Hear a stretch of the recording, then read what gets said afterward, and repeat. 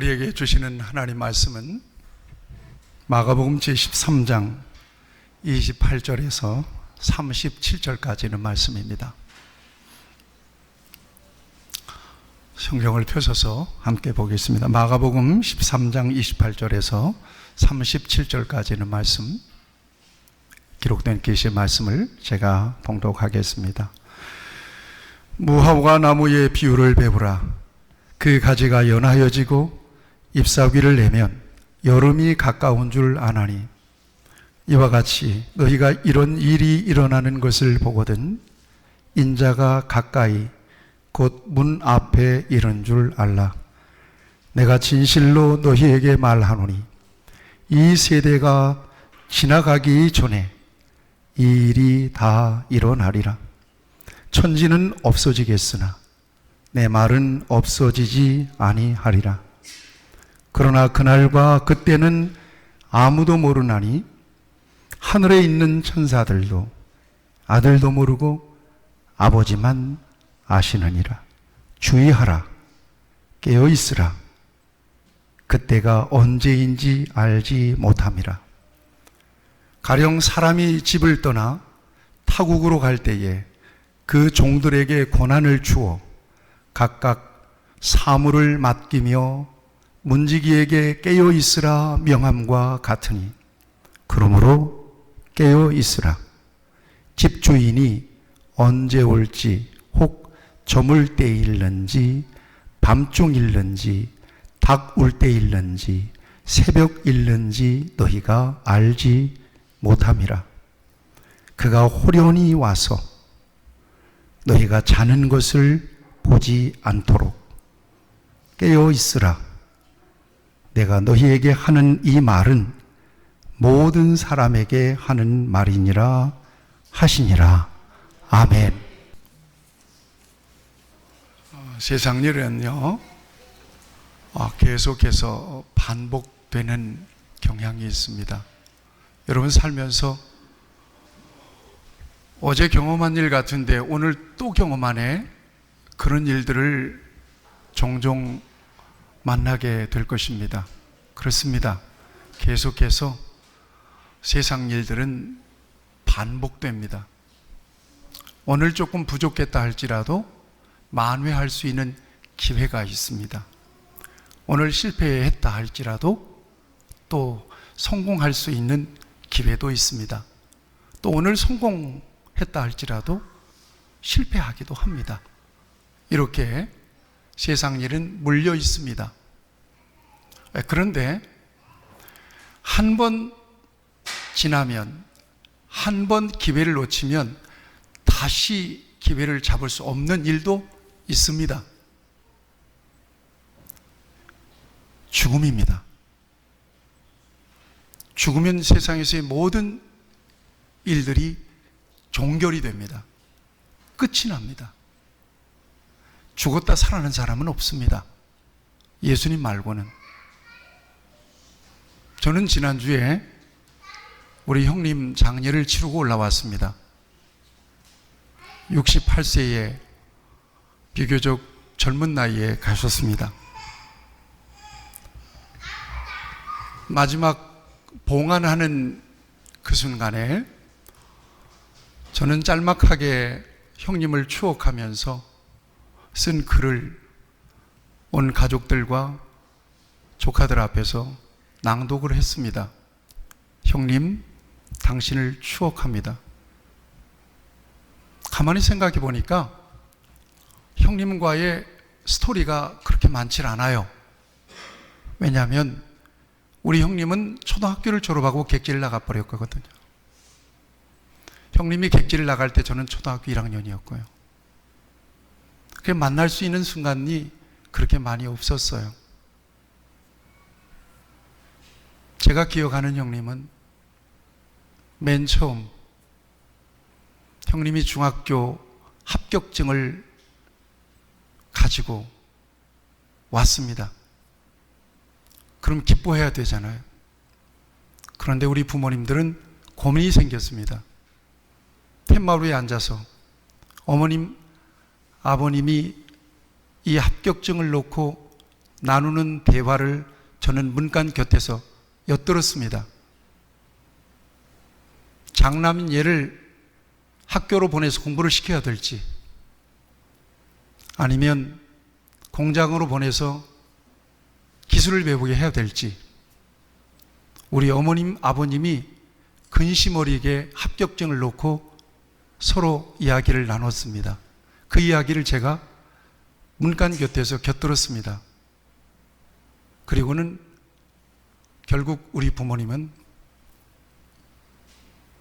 장남이니까 가족들도 책임져야 되고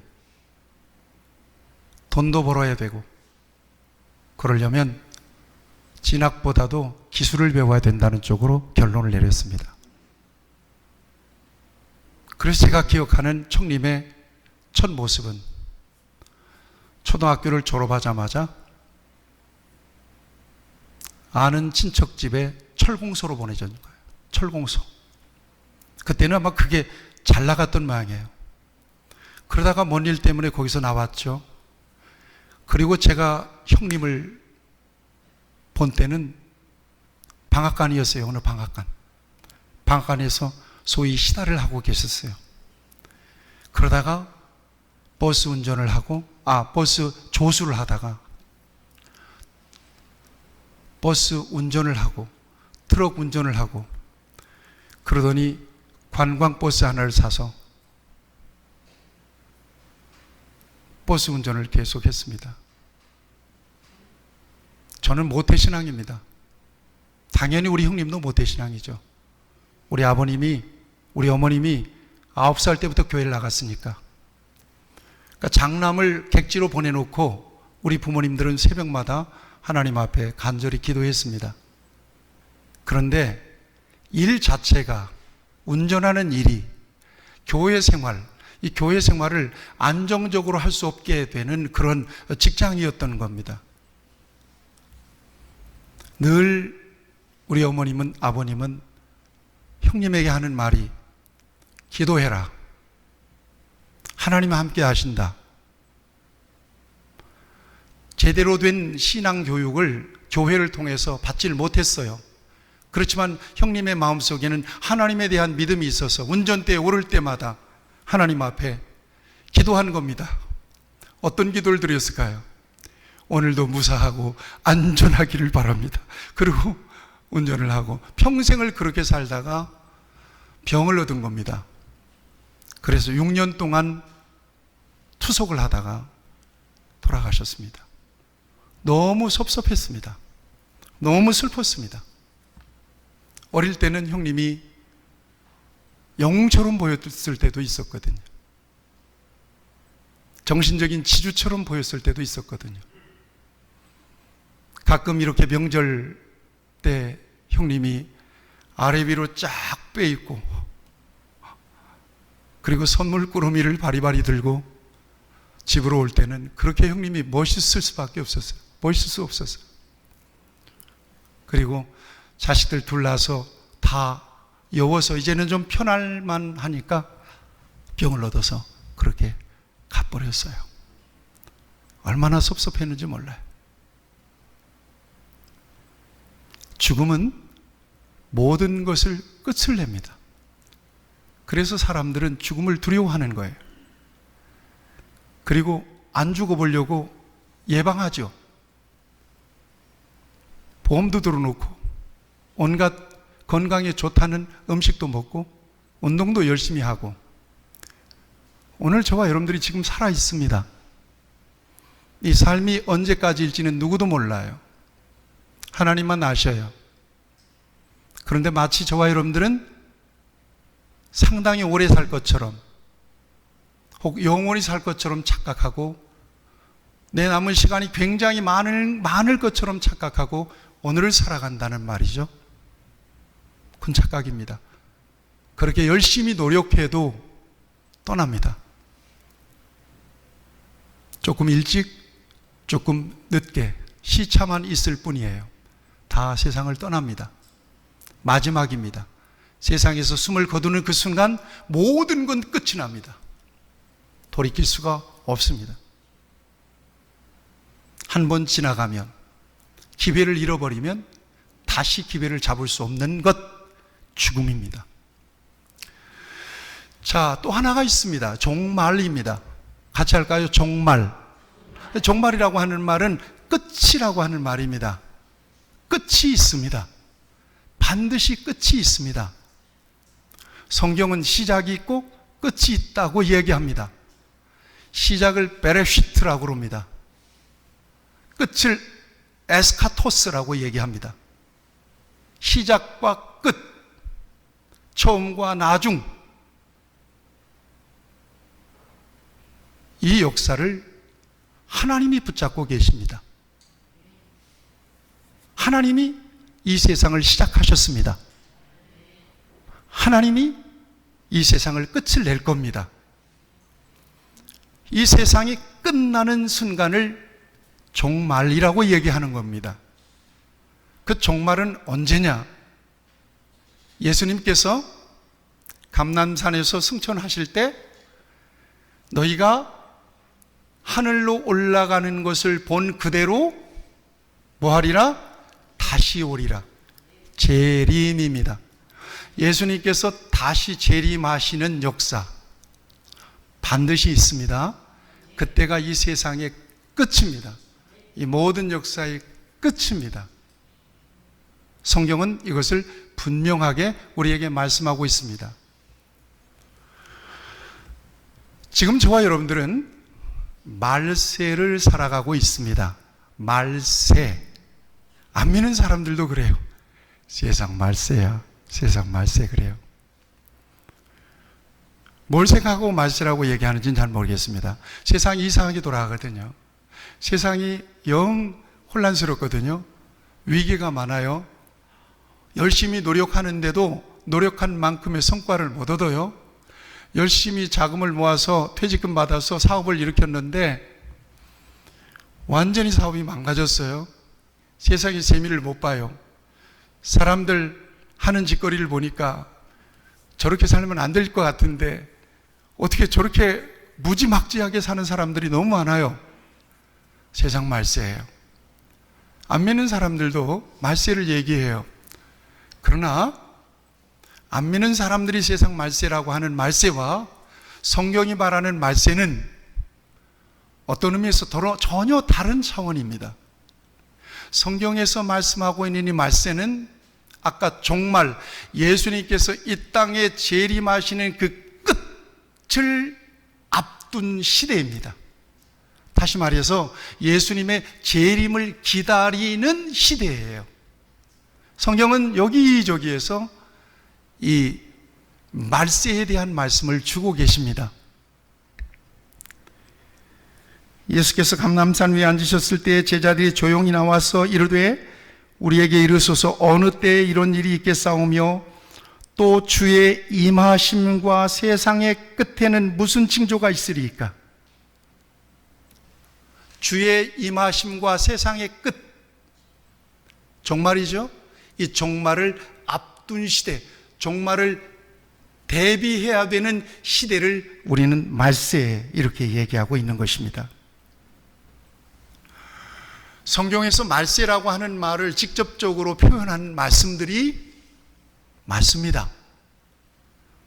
먼저 이것을 알지니 말세에 조롱하는 자들이 와서 자기 정욕을 따라 행하며 조롱하여, 베드로전서 3장 3절 말씀입니다. 사도행전 2장 17절 말씀은 하나님이 말씀하시기를 말세에 내가 내 영을 모든 육체에 부어주리니, 말세에 하나님의 성령을 충만하게 부어주셔서 하나님이 택하시고 불러내신 자들을 추수하신다는 거예요. 불러내신다는 거예요. 오늘 아침에 제가 얼마나 기분이 좋은지 몰라요. 아침에 누가 빈대떡을 구워서 갖고 왔어요. 목사님 드시라고. 사동에 와서 많이 고생하고 힘든데 갑자기 하나님께서 내 마음속에 그런 마음을 주세요. 아, 우리 교회가 사동에서 성공했구나. 누가 가지고 왔나 고기 써놨어요. 길거리에 청소하는 아줌마입니다. 매일 청소하는 할머니 계시잖아요. 그 할머니가 빈대떡을 군 거예요. 여러 장을 구워서. 목사에게 갖다 준다는 것은 쉽지 않잖아요. 설날에 어저께 따끈따끈한 걸 갖다 드리려고 교회 문을 열었는데 교회가 문이 닫혀 있었대. 오늘 갖고 온 거예요. 나도 없는데 놓고 간 거예요. 목사님, 매일 청소하는 아줌마입니다. 순간 마음이 따뜻해졌어요. 위로가 됐어요. 그분은 교회를 안 다니는 분이에요. 사람들이 인사해도 청소하시다가 힐끔 보시는 분이에요. 인사를 그렇게 살갑게 받지도 않으세요. 매일 여러 번을 이 골목을 쓰레기를 주우시는데 이 골목 안산시에서 제일 깨끗할 겁니다. 그런데 10년 동안을 인사했어요. 저는 그분에게 감사합니다. 새벽기도 끝나고 담배꽁초 줍느라고 정신이 없을 때 갑자기 뒤에서 어깨를 탁 치면서 감사합니다, 애쓰십니다. 그분이 드디어 빈대떡을 10년 만에 비춰서 10년 만에 붙여서 그분이 빈대떡을 갖고 왔어요. 정말입니다. 하나님 나를 위로하시는 것 같았어요. 나는 사동에서의 목회가 이거 실패가 아닐까, 죄송한 표현입니다만 그런 생각을 했어요. 그런데 하나님께서 그런 분들의 마음을 움직여 주시고 이렇게 교회에 관심을 갖게 해주시고, 여러분, 믿는 것은 말로 설득해서 되는 건 아닙니다.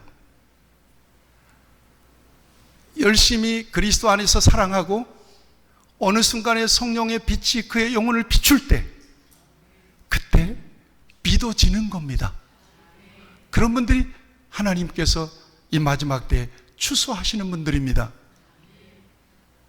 그러니까 안 믿는 사람들을 속단하면 안 됩니다. 아이고, 저 사람은 믿기는 글렀네. 아니에요. 하나님이 부르시면 언제든 불러낼 수 있어요. 그렇게 하나님께서는 하나님의 자녀들을, 택하신 하나님의 백성들을 불러 모으세요. 이게 말세에 일어나는 일들입니다. 그런데 성경은 공통적으로 말세를 말할 때 항상 말세는 고통하는 때라고 얘기합니다. 고통하는 때랍니다. 믿는 자들도 핍박이 뛰는 겁니다. 대표적으로 디모데후서 3장 1절에서 5절을 보면, 너는 이것을 알라, 말세에 고통하는 때가 이르러 사람들이 자기를 사랑하며 돈을 사랑하며 자랑하며 교만하며 비방하며 부모를 거역하며 감사하지 아니하며 거룩하지 아니하며 무정하며 원통함을 풀지 아니하며 모함하며 절제하지 못하며 사나우며 선한 것을 좋아하지 아니하며 배신하며 조급하며 자만하며 쾌락을 사랑하기를 하나님 사랑하는 것보다 더하며 경건의 모양은 있으나 경건의 능력은 부인하니 이 같은 자들이 있으니까 돌아서라, 이렇게 말씀하고 있습니다. 이 한 절만으로도 오늘 이 말세에 우리 주님께서 장황하게 우리에게 말씀하시지 않더라도 우리는 이 구절 말씀으로도 오늘 이 시대가 말세인 것을 충분하게 받아들일 수 있습니다. 정말 그 순간은 반드시 있다고 말씀드렸죠? 우리 한번 고백해 봅시다. 중요하니까. 예수님은 다시 오십니다. 반드시 다시 오십니다. 에스카토스예요. 마지막이에요. 마지막. 그래서 신학에 에스카토스라고 하는 말이 끝이라는 말인데 종말론이 있어요. 에스카톨로지라고 얘기해요. 에스카톨로지. 끝이에요. 있잖아요. 그저께 형님이 세상을 떠났잖아요. 그건 개인적인 종말이에요. 끝이 반드시 있는 거예요. 성경은 분명하게 말씀하고 있습니다. 자, 종말을 생각할 때 성경적인 종말론에 관련해서는 우리는 네 가지를 꼭 잊어서는 안 됩니다. 다른 것에 현혹되면 안 됩니다. 반드시 끝은 있다. 그때 우리 예수님께서 다시 오신다. 자, 네 가지. 첫 번째 중요합니다. 따라하세요. 확실하다. 틀림없어요. 확실합니다. 오늘 본문 말씀에 보면 마태복음 24장과 겹치는 부분이 있습니다. 31절을 보실래요? 31절 같이 한번 보실까요? 31절 같이 읽겠어요. 시작. 천지는 없어지겠으나 내 말은 없어지지 아니하리라. 이건 종말에 관련된 말씀들을 쭉 말씀하시면서 천지는 없어지겠으나 내 말, 지금 종말, 예수께서 다시 오신다고 하는 이 종말에 대한 예수님의 선언적인 말씀은 절대 없어지지 않을 거라는 거예요. 반드시 될 거라는 거예요. 반드시 그렇게 될 거라는 거예요. 이건 예언적인 말씀이에요. 사도행전 1장 11절을 보면 이르되 갈릴리 사람들아 어찌하여 서서 하늘을 쳐다보느냐 너희 가운데서 하늘로 올려가신 이 예수는 하늘로 가심을 본 그대로 오시리라 그랬어요. 볼지어다 그가 구름을 타고 오시리라. 각 사람의 눈이 그를 보겠고 그를 찌른 자도 볼 것이요 땅에 있는 모든 족속이 그로 말미암아 애곡하리니 그러하리라. 아멘. 요한계시록에 있는 말씀입니다. 1장 7절 말씀. 다시 합시다. 확실하다. 자, 두 번째, 임박했다. 따라하세요. 임박했다. 임박했어요. 멀지 않았다는 거예요. 임박했다는 것입니다. 28절 말씀. 무화과 나무의 비유를 배우라 그래요. 징조가 있다는 거죠. 가지가 연해지고 잎사귀를 내면 여름이 가까운 줄 알아라. 시대 분별입니다. 또 노아의 때와 같을 거다.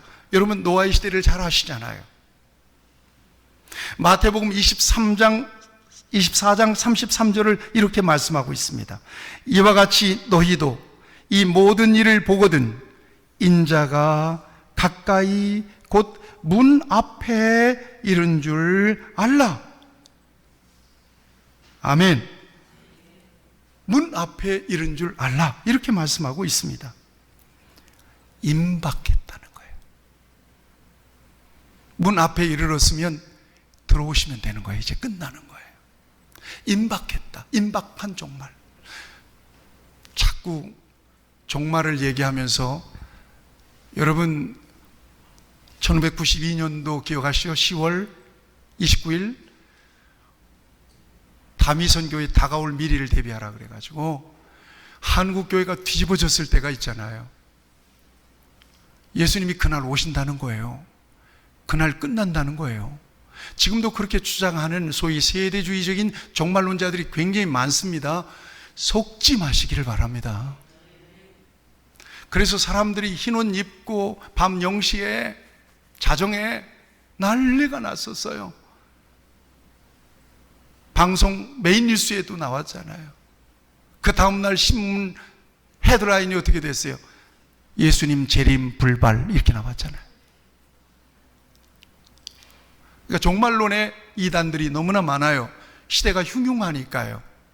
이제 이 말씀을 잘 들어서 여러분들이 균형 잡힌 신앙생활을 잘 하실 수 있게 되기를 바랍니다. 중요한 건 임박했다는 것만은 사실입니다. 그 다음에 세 번째입니다. 따라하세요. 그날이 언제입니까? 따라하세요. 아무도 모른다. 아무도 몰라요. 누구도 몰라요. 예수님도 안 돼요, 모른대요. 예수님도 모른대요. 너희들도 모른대요. 누구만 아신대요? 하나님만 아신대요.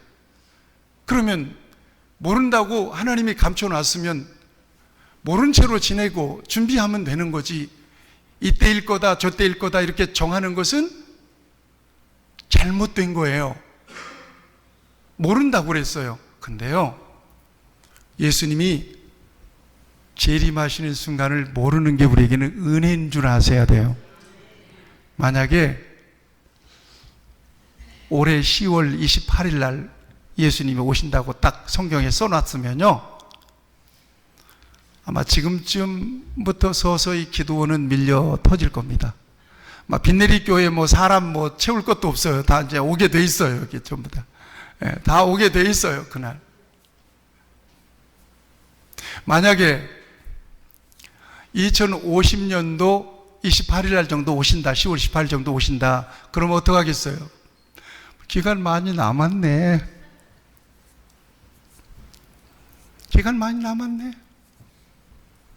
그리고는 여유를 부릴 겁니다.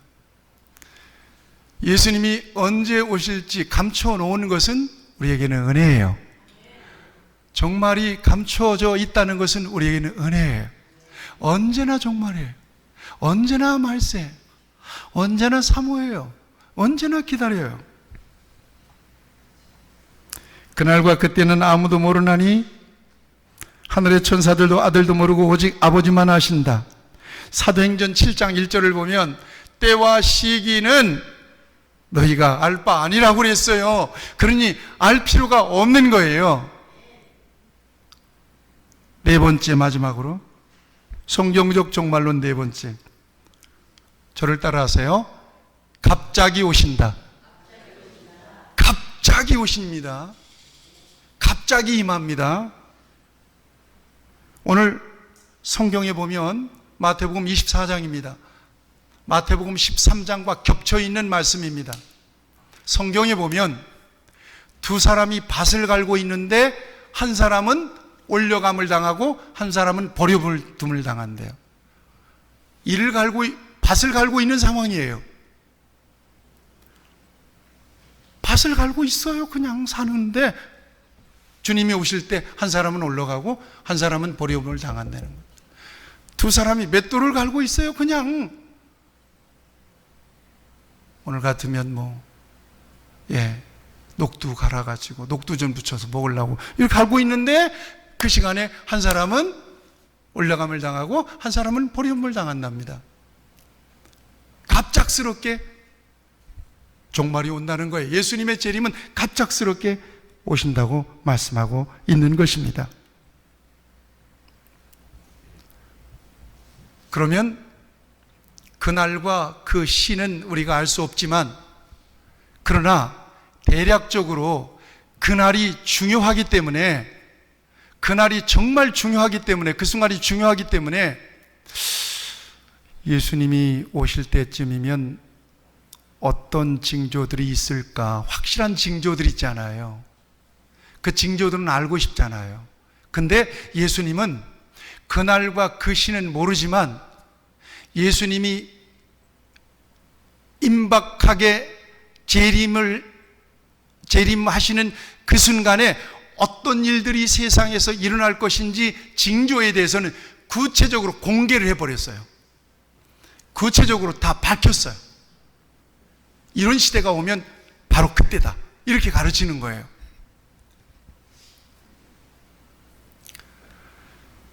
건강에 대한 말씀을 드렸습니다만 성경 유튜브에 유튜브에 보니까 건강에 대한 정보들이 너무 많은 거예요. 제가 얼마 전까지 콜레스테롤 약을 하나씩 먹었어요. 먹을 때도 있고 안 먹을 때도. 제 혈액을 보면서 아이고, 이거 조금 높은데요, 드셔야 될 것 같아요. 아, 그러세요? 나는 그거 처방해 주는 대로 며칠 먹고 끝난 줄 알았어요. 그래서 약국에 가가지고 처방한 대로 콜레스테롤 약 주세요. 이것만 먹으면 끝나죠? 아니요, 평생 먹어야 된대요. 그래요. 평생 먹어야 된대요. 그래서 깜짝 놀랐어요. 그런데 이게 유튜브가 방정이에요. 유튜브를 보는데 콜레스테롤 약을 장복하면 큰일 납니다. 이게 뜬 거예요. 관심 있잖아요. 그걸 보니까 콜레스테롤 약 먹으면 곧 죽을 것 같아. 다른 병 나가지고. 그래가지고는 그때부터 콜레스테롤 약을 끊어버렸습니다. 그렇게 함과 동시에 하나님께서는 돼지고기, 닭고기도 못 먹게 만들으셨어요. 전조 증상들이 와요. 고혈압이 오고, 당뇨가 오고, 콜레스테롤 수치가 높아지고, 이런 어떤 전조 증상들이 오는데 예방하지 않으면 반드시 어디에선가는 터지게 되어 있습니다. 여러분들 건강도 마찬가지고요. 느껴요, 사람은. 이 일이 잘 될 것인지 아니면 굉장히 힘들어질 것인지 무너지기 전에 전조 증상들이 와요. 무너지기 전에 전조 증상들이 오게 돼 있어요. 그 전조 증상들을 잘 살펴서 대비하지 않으면 무너지게 돼 있다는 거예요. 말씀드렸어요. 세상의 일들은 건강을 잃었어도 다시 회복될 수 있는 상황을 만들 수 있어요. 그렇지만 죽음이나 예수님의 종말은 한 번 딱 놓쳐버리면 끝나는 거예요. 너무나 중요하고 절대적으로 중요한 거라는 거죠. 그런데 예방할 수 있도록, 준비할 수 있도록 우리 주님께서는 너무나도 친절하게 내가 다시 올 때, 이 세상이 끝날 때 이런 증상들이 있어, 징조들이 있으니까 잘 살펴봐. 그리고는 성경의 그 징조들을 몇 가지 말씀해 주세요. 제가 길게 설명하지 않고 가겠습니다. 첫째, 미혹하는 자들이 많아질 것이다. 5절 6절 말씀을 한번 보실래요? 5절 13장 5절 6절입니다. 5절 6절 5절 6절 제가 읽겠습니다. 예수께서 이르시되 너희가 사람의 미혹을 받지 않도록 주의하라. 많은 사람이 내 이름으로 와서 이르되 내가 그러하여 많은 사람을 미혹하리라. 오늘 아침에 여러분들에게 배달해 드린 말씀이죠. 미혹이라고 하는 말은 속이는 거예요. 자기가 예수라고 속이는 거예요. 미혹하는 자들이 많이 일어나. 21절 22절에도 말씀하고 있습니다. 거짓 그리스도인들과 그리스도와 거짓 선자들이 많이 일어날 거다. 미혹되지 마라. 두 번째, 환난과 재앙에 대한 소식이 빈번해져요. 7절 8절 말씀해 보면 지금 그런 시대잖아요. 우리 교회도 코로나를 거치면서 굉장히 많이 힘든 그런 상황들을 만났었습니다만, 코로나라고 하는 상황을 갑작스럽게 맞았잖아요. 나는 이게 뭔가 그랬어요. 왜냐하면 한 번도 겪어보지 않았으니까요. 그런데 예배를 못 드려요? 뭐예요? 어떻게 된 거예요? 사람 집합하지 말라는 거예요? 그때 모든 행사들이 다 끝났어요. 모일 수가 없으니까 어떻게 돼요? 근데 다시 회복해 보려니까 굉장히 많이 어려워요. 갑자기 된 일이에요, 이게.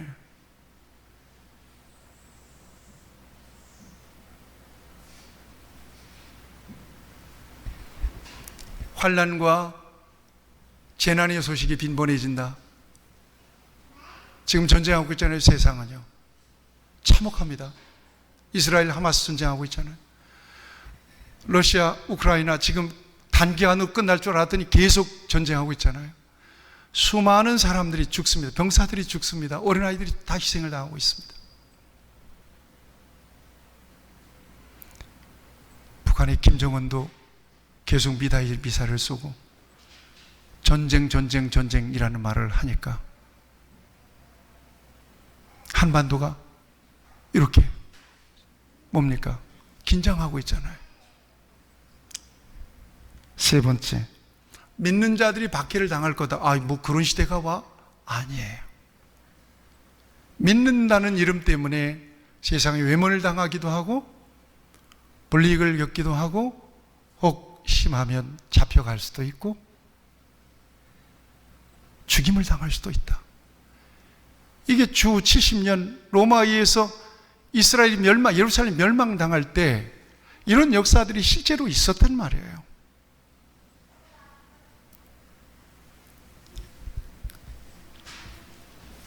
또한 긍정적인 것은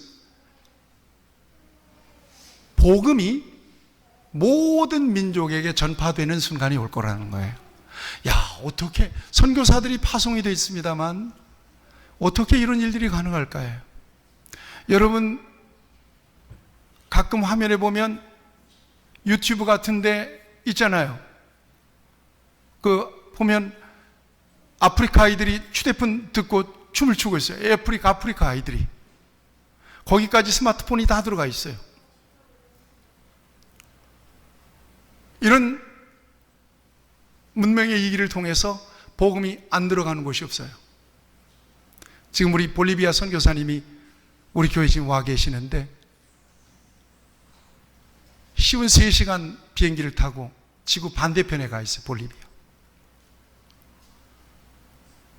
한국 선교사님은 저분들 유일합니다. 거기까지도 선교사님들이 가 있습니다. 지금 복음의 확장 시대에 저와 여러분들은 살아가고 있는 겁니다. 그 다음에 여러분 주목하세요. 왜 사람들이 저렇게 못돼 먹었을까? 말세라 그래요. 사람들이 무정하답니다. 명절 연휴 때 절대 싸우지 마세요. 이민우 집사님 그런 기도하셨는데 분쟁의 중심이 되지 마세요. 무정해서 그래요. 그런 시대랍니다. 오늘 12절 말씀을 제가 한번 읽어보겠습니다. 12절 말씀 뭐라고 말씀하시는가 하면 형제가 형제를, 아버지가 자식을 죽는 데 내어주며 자식들이 부모를 대적하여 죽게 하리라. 이게 말세에 일어날 일들이라는 거예요. 무정한 거예요. 그 다음에 성전이 더럽혀집니다. 여러분 14절 말씀을 보실래요? 14절 말씀, 멸망에 가증한 것이 서지 못할 곳에 선 것을 보거든 읽는 자는 깨달을진저 그때 유대에 있는 자들은 산으로 도망할지어다. 멸망에 가증한 것들이 어떤 거예요? 우상이에요. 신상들이에요. 신상과 우상이 성전에 와 있는 거예요. 오늘 이 시대는 어떨까요? 여러분, 세상 사람들을 구원한다는 명분으로 교회 안으로 세상 문화가 다 들어와 있다는 거 아시죠? 다 들어와 있습니다. 온도차가 거의 없어요. 이게 교인지 세상인지 모를 정도예요.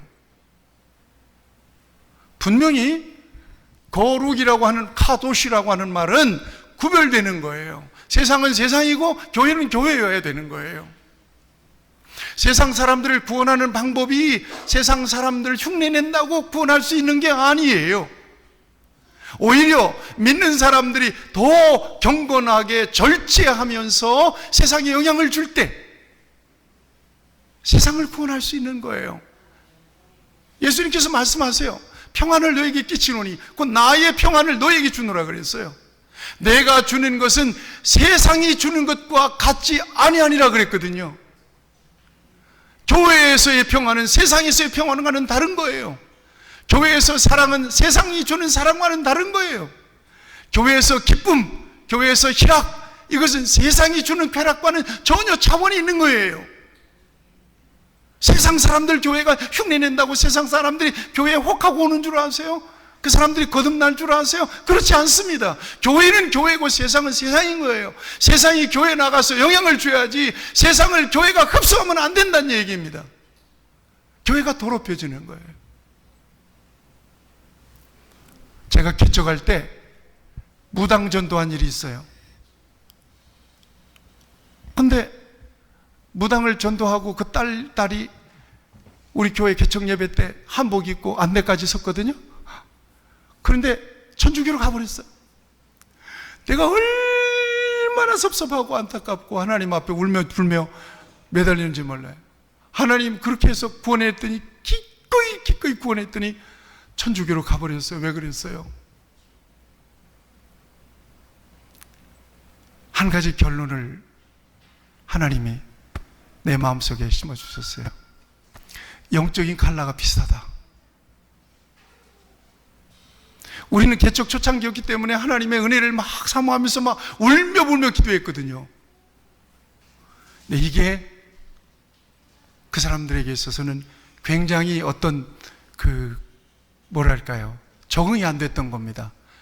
그런데 혹시 하고 천주교 성당에 딱 들어가 보니까 조용하고 차분, 아, 여기하고 우리가 맞구나. 그리고는 그리로 갔는데, 아유, 그때 얼마나 내가 천주교가 미웠는지 몰라요. 우리 교인 실컷 전도했더니 뺏긴 것 같아가지고. 여러분, 교회가 세상하고 칼라가 같아지면 안 돼요. 교회는 교회여야 되고요.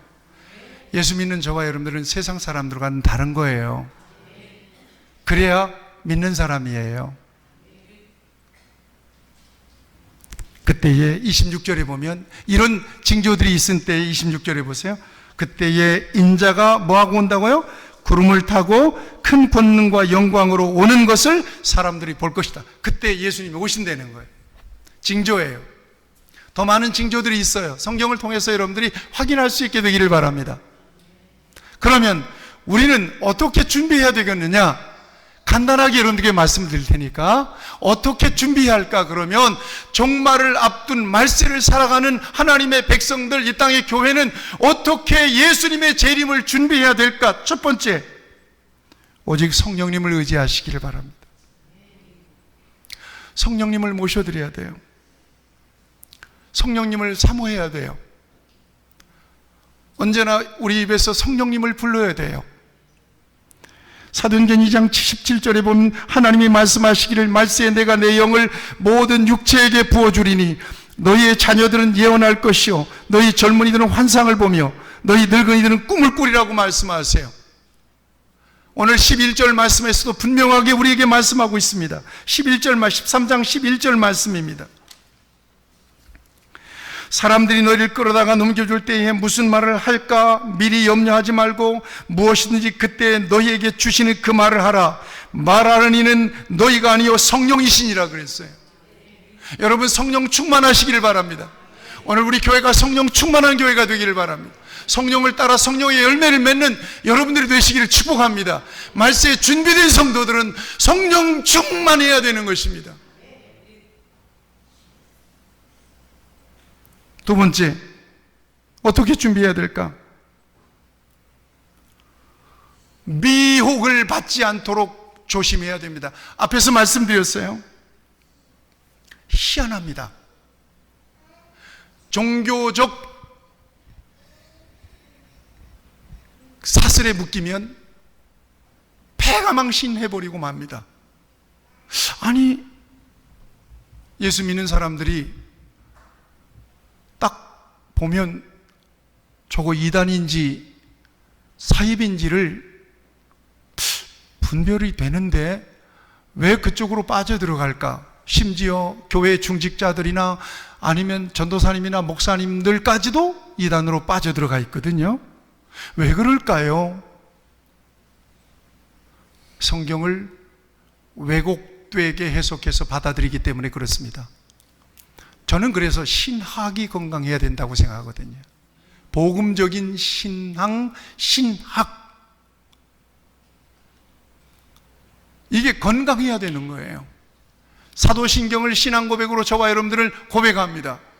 오늘 하나님께서 저와 여러분들에게 주시고 싶은 것은 예수 그리스도이십니다. 예수 그리스도를 통해서 하나님과 우리와의 관계를 회복시키기를 원하셨고요, 그 같은 역사를 구약 성경을 통해서 예언적으로 보여주셨고요, 예수님이 이 땅에 오셨고요, 예수님 십자가와 부활의 역사를 통해서 우리 모든 죄를 대속하셨고요, 성령이 오시고 난 뒤에는 예수님 십자가와 부활 사건이 복음이 되어서 오늘 저와 여러분들을 믿게 하셔서 저와 여러분들이 살아난 것입니다. 다른 복음은 없어요. 이게 복음이에요. 이 안에 서셔야 돼요.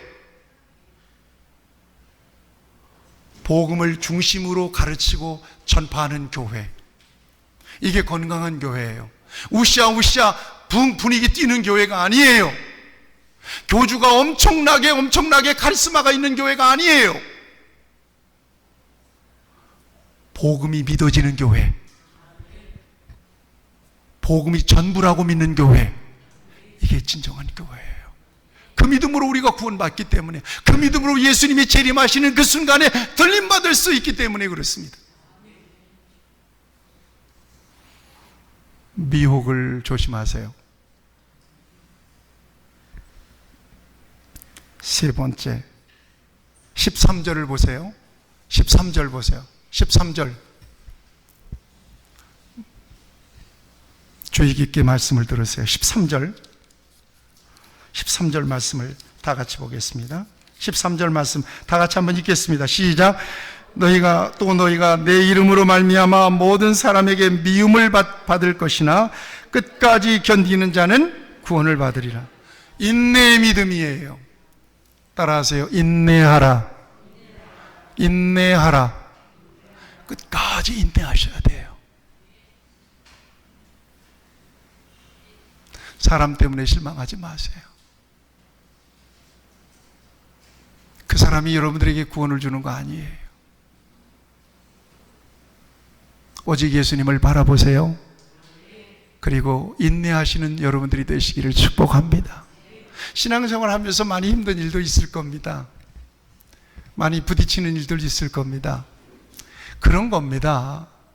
그걸 비정상으로 이해하지 마시고요. 그냥 정상이다 생각하세요. 한번 생각해 보세요. 저 사람이 나한테 속상하게 했는데 왜 내가 영적으로 손해를 봐야 돼요? 그럴 필요가 없어요. 인내의 믿음으로 믿음을 지켜내시기를 축복합니다. 끝까지 견디는 자가 구원을 받습니다. 마지막으로 깨어있으라. 따라하세요. 깨어있으라. 깨어있어야 돼요. 깨어있으라고 하는 말은 아르피푸네오라고 하는 말입니다.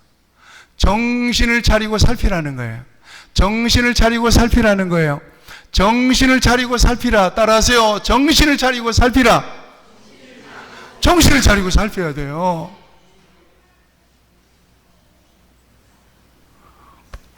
낮에 속한 사람들이, 낮을 사는 사람. 운전을 하다가 제가 저기 올림픽대로에서 앞차를 쿵 받았어요. 어떻게 하다 받았게요? 몇 년 된 일입니다. 뭐 하다가? 딴 생각하다가. 운전하려면 운전을 집중해야 되는데 친구 딸 결혼식 갔다 오는데 얼마나 차가 막히든지 딴 생각하다가 앞에 차가 움직이는 것 같아서 나도 움직였더니 앞에 차는 안 움직였더라고. 그래갖고 가서 뽀뽀를 그냥 세게 해버렸어요. 사람은 안 다쳤고 뽀뽀를 하고 나니까 우리 차 본네트가 입을 열었더라고. 이렇게. 얼마나 당황스럽겠어. 여러분 깨어 있으시기를 축복합니다. 정신 차리시기를 바랍니다. 여러분, 제가 우리 성도들에게 마지막으로 드리고 싶은 말씀이 있어요. 주의 깊게 들으세요. 따라하세요. 내 신앙은 내가 지킨다. 맞아요.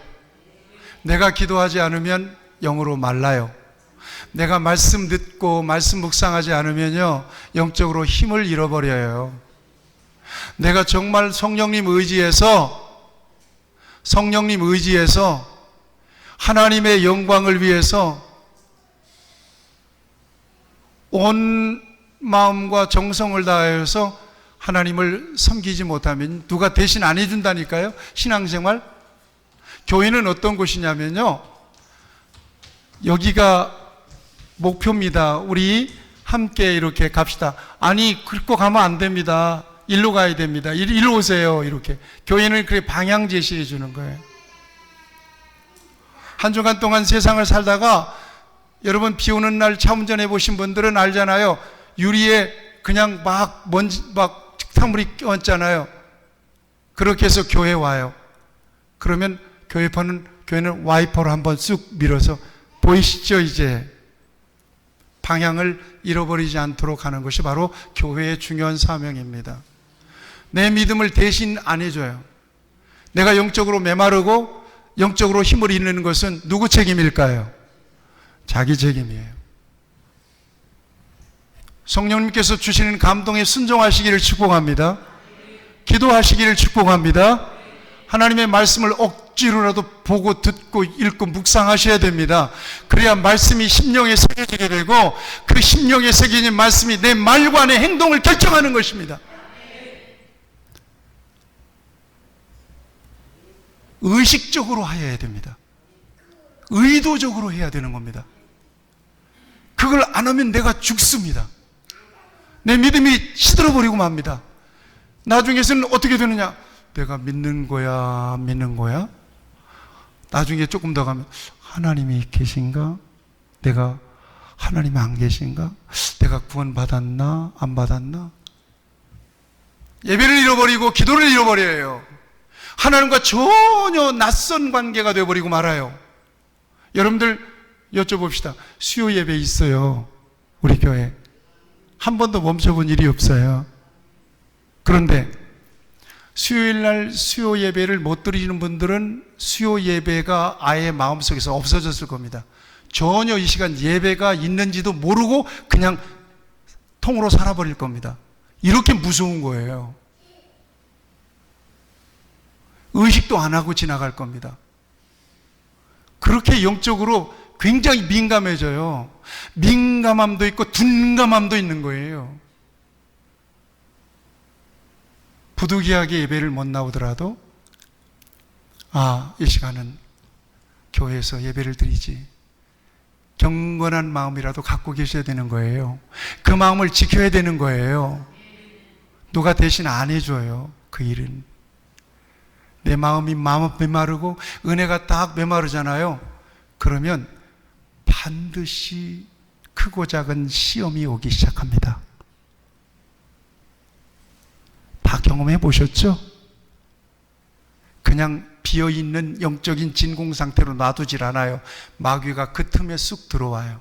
그래서 별 문제들을 다 일으킵니다.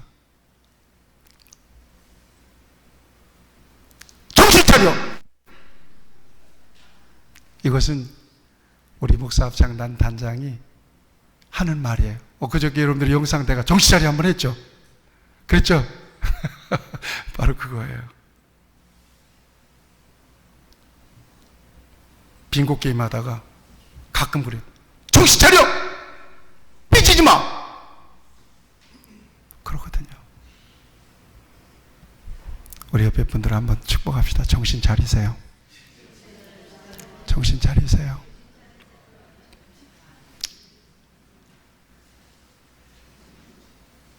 자기가 정신 안 차리고 있으니까 정신 차리라는 말도 별로 안 힘이 없는 거예요.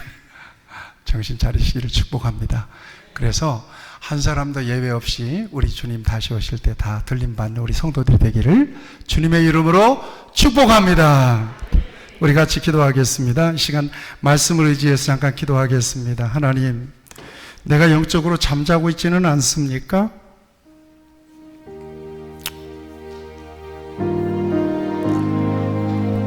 기도가 멈춰버리고 영혼의 호흡이 멈춰버렸습니다. 하나님의 말씀을 듣고 읽고 묵상하는 것도 이렇게 내 생각과 내 마음, 내 의지가 너무나 채워져서 말씀이 들어갈 공간이 없어져 버렸어요. 이것이 시험인데 그것이 시험인지 모르고 그냥 지나가고 있는 거예요. 하나님은 우리를 그냥 가만두지 않습니다. 반드시 하나님께서는 우리에게 정신 차려 깨어있으라고 말씀하시고 그렇게 우리를 흔들어 깨우실 것입니다. 이 말씀 의지해서 잠깐 기도하십시다. 다 같이 합심해서 기도하겠습니다. 하나님 아버지요, 감사합니다. 하나님께서 우리를 붙들어 주시고 오늘도 하나님 내가 들어야 될 말씀을 듣게 하신 것을 감사합니다. 하나님의 영광을 위해서 정말 아름답고 복되게 하나님 앞에 구별되게 살다가 정말 아버지 깨어있는 삶을 살다가 정말 성령님을 의지해서 성령을 따라 열매 맺으며 살다가 하나님 앞에 설 수 있기에 부족함이 없는 하나님의 자녀를 되기를 원합니다. 깨어있기를 원합니다.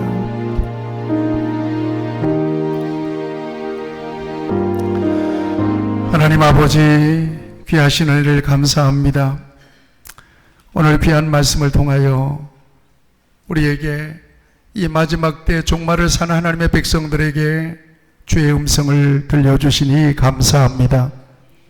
근신하여 기도하고 뜨겁게 사랑하게 하시고 서로 대접하고 은사를 따라 봉사하게 하시고 하나님 나라를 사모하며 주님을 바라보다가 우리 주님 오실 때 영원한 하나님 나라에 들림받는 하나님의 백성들이 다 되게 하여 주옵소서. 깨어있는 하나님의 백성들이 되게 하여 주옵소서. 기도하는 하나님의 백성들이 되게 하여 주옵소서. 성령의 감동하심과 말씀을 따라 순종하는 하나님의 백성들이 되게 하여 주옵소서. 예수님의 이름으로 기도하옵나이다. 아멘.